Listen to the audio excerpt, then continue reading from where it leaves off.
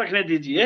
एक मुसलमान बैठा है, मुसलमानों के खिलाफ प्रोपेगेंडे होते हैं, मुसलमानों के खिलाफ मीडिया की टीआरपी बनती है, मुसलमानों के खिलाफ राजनीति होती है, और 20% मुसलमानों को बदनाम करने की कोशिश जो आप लोग करते हैं ना, हर तरीके से डराने की कोशिश करते हैं। डरने वाला मुसलमान नहीं है। वकार भट्टी साहब, फिर हिसाब दीजिए, हिसाब दीजिए आपके कश्मीर में जहां सुशील पंडित जैसे लोग माइनॉरिटी में थे, आपने उनको कैसे महफूज रखा?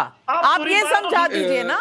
जब इन मुसलमानों से पूछा जाता है कि कश्मीरी पंडितों के साथ ऐसा क्यों हुआ, तो वो खुद को ही कमजोर बताने में लग जाते हैं और हल्ला करते हैं कि उनके खिलाफ राजनीति होती है और उन्हें बदनाम किया जा रहा है। कश्मीरी हिंदू वहां से निकाले क्यों गए, क्या हुआ था उनके साथ? तो ये जो बार बार लोग कहते हैं कि भाई आपने क्या किया, उनको वापस ले आते, आप उनको बसा देते, भाई सबके पास समय था, बसा देते, लेकिन मर्ज जब तक उसको दवा नहीं मिलेगी तब तक मर्ज जाएगा नहीं। और ये मर्ज अब तक बरकरार रखा है आपने वहां पर कि नहीं? वकार भट्टी जैसे लोग ना भारत की इज्जत करते हैं और ना ही भारत की फौज की। सुनिए।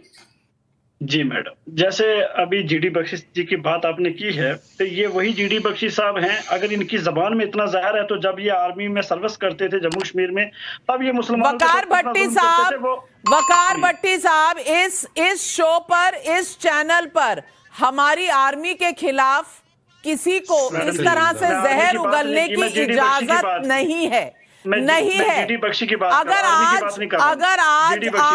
अगर आज आप बैठे हैं भारत में, महफूज हैं आप और आपके परिवार, तो इनकी कुर्बानियों की वजह से, इनकी कुर्बानियों की वजह से आप जब घर में बैठे होते थे तो जनरल जीडी बख्शी जैसे हमारे सिपाही खड़े होते हैं देश की सरहदों पर।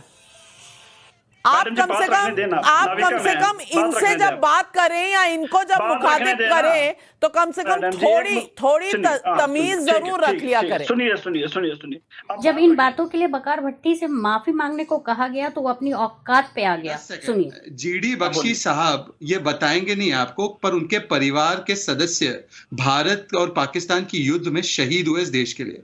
अगर यहाँ पर बैठकर ये भाटी इस प्रकार की बातें जीडी बख्शी साहब के लिए करेगा तो मैं जीडी बख्शी साहब के डिफेंस में मैं उनको बोलने नहीं दूंगा जब तक ये माफी नहीं मांगेंगे। अनकंडीशनल अपॉलॉजी मांगे पहले, फिर वो अपनी बात रखें। नहीं, माफी मांगिए वकार भट्टी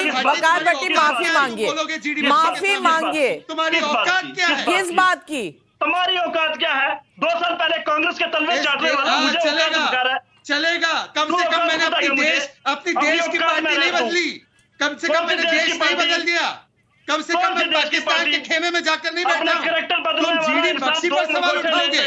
तुम्हें जीडी बख्शी कौन है पता है?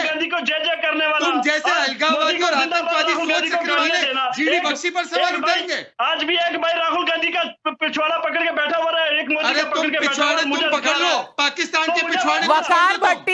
वकार भट्टी इस तरह की भाषा जो है ना, आप नुक्कड़ पर जाकर, जहां आपके मोहल्ले में बोली जाती है वहीं जाकर बोलिए। इस चैनल पर इस तरह की भाषा ना हम सुनते हैं ना हम सुनने देते हैं किसी को।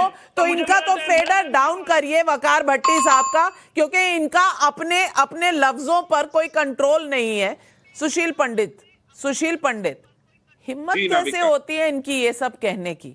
और ये जो सारा वक्त इसी बात की दलीलें देते रहते हैं कि ये माइनॉरिटी हैं, ओप्रेस्ड हैं, 20% है, 80% इन पर हावी है। इन्होंने क्या हश्र किया माइनॉरिटीज का?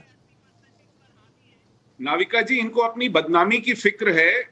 इन्हें कहिए कि इनको बदनाम करने के लिए किसी की जरूरत नहीं है, ये खुद ही काफी हैं। आप इनको अगर 5 मिनट और देना बोलने के लिए तो ये खुद ही एक्सपोज हो जाएंगे पूरे देश के सामने कि ये किस तरह का जहर भरे हुए हैं अपने दिमाग में और किस तरह की घृणा भरे हुए हैं हिंदुओं के लिए। इनके मन में नफरत और जहर के अलावा कुछ नहीं है इस देश के लिए और इस देश के हिंदुओं के लिए। इन सब पर आपकी क्या राय है प्लीज कमेंट बॉक्स में जरूर लिखें। प्लीज वीडियो को लाइक और सब्सक्राइब करना ना भूलें।